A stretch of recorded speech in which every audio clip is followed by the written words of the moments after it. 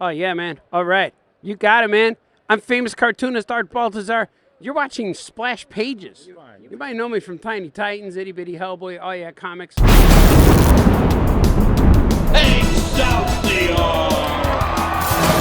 Hey everybody, welcome back to Terrificon. I'm Drew with the Dorkening, and we have a truly great guest here. We have Art Baltazar. That's me, yeah. Yeah, this guy right here. And we're going to be talking about some of his projects. So, Art, I have to say, I've read a lot of your work, and I've loved everything I've read. I think the first thing I read was correct me if I'm wrong, your Eisner Award-winning project, the Itty Bitty Hellboy. Yeah. So I'm being a Hellboy fan. I thoroughly enjoyed it. So I have to ask, what was it like kind of playing in Mike Mignola's little playground? And did you ever hear what he thought of you and Franco's work? Yeah, man. Yeah, he became a friend. It's weird playing with his characters, but we got that email that one day that he was watching our Kickstarter for All Ya Comics, and he said, "Hey, would you like to make some kids books for me? Because he never has kids books at his table. Like everything's rated R. So we said, yeah, sure. But I looked at it almost like Harvey Comics, like Casper and Hot Stuff. So it took me about 40 tries to get a good version of Itty Bitty Hellboy with his horns and stuff. Like, what would his horns look like? They wouldn't be cut off because they're still growing. They'd be like horn buds. But man, just playing in his universe was awesome. I had to watch I watched some of the movies, and then I read a bunch of his comics. I got some of these characters, but it was cool, man. And he loves it. He said we did a great job. Yeah, he gives me hugs now.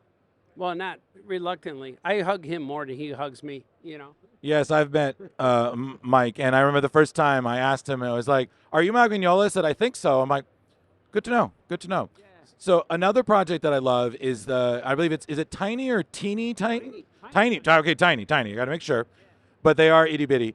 And I loved it, especially when you expanded on it by having them in school. So that I love because the idea of Deathstroke being the gym teacher, and correct me if I'm wrong.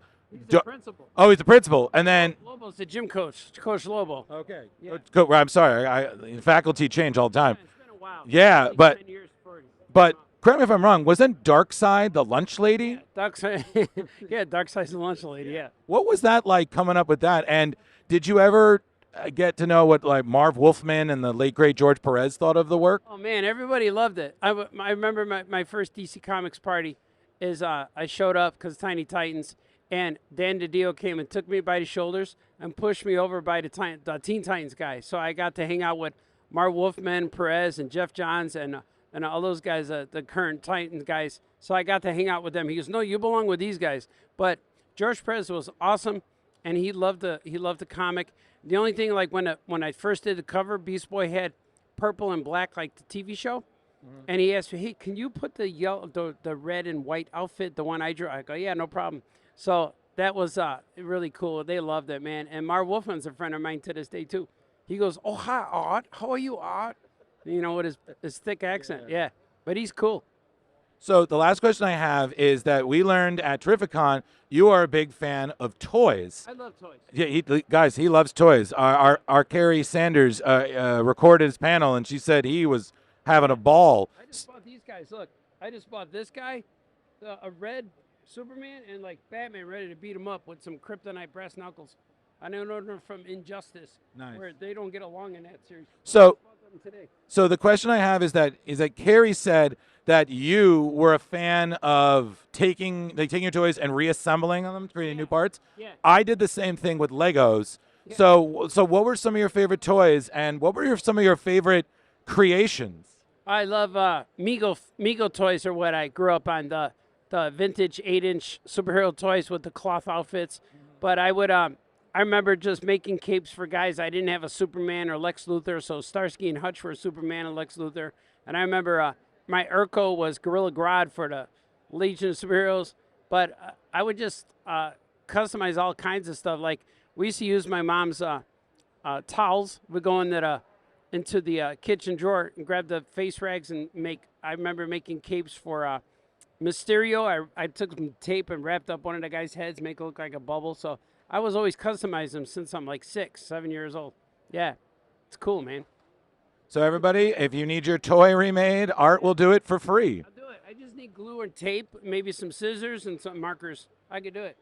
That's making toys under $20 budget, everyone. That's right. Well, Art, thank you so much, guys. Fan, sir. I appreciate it. Everybody, All Yeah Comics, check out all of their work. I literally think there's something for everybody. And have a great rest of the con, everybody, and stay tuned.